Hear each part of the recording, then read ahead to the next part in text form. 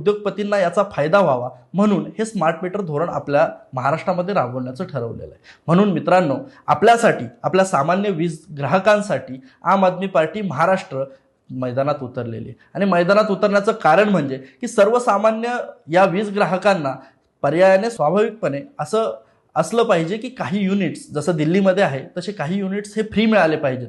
परंतु या ठिकाणी फ्रीचं सोडा, परंतु आपण जी वीज वापरतोय त्यामध्ये कुठेतरी स्मार्ट मीटर आणून आपल्या सामान्य वीज ग्राहकाला कुठेतरी वेठीस धरण्याचं काम हे राज्य शासन करतंय। म्हणूनच 27 तारखेला आपण महाराष्ट्राच्या पूर्ण जनतेसोबत आणि महाराष्ट्राच्या आम आदमी पार्टीच्या सर्व पदाधिकारी आणि सर्व कार्यकर्त्यांसोबत आझाद मैदान मुंबई येथे आमरण उपोषणासाठी बसणार आहोत। तर माझी आपणा सर्वांना विनंती राहणार आहे की मोठ्या संख्येने या उपोषणाला पाठिंबा देण्यासाठी मुंबई येथे या आणि या जुलमी प्रीपेड मीटरचा निषेध आपल्या माध्यमातून नोंदवा।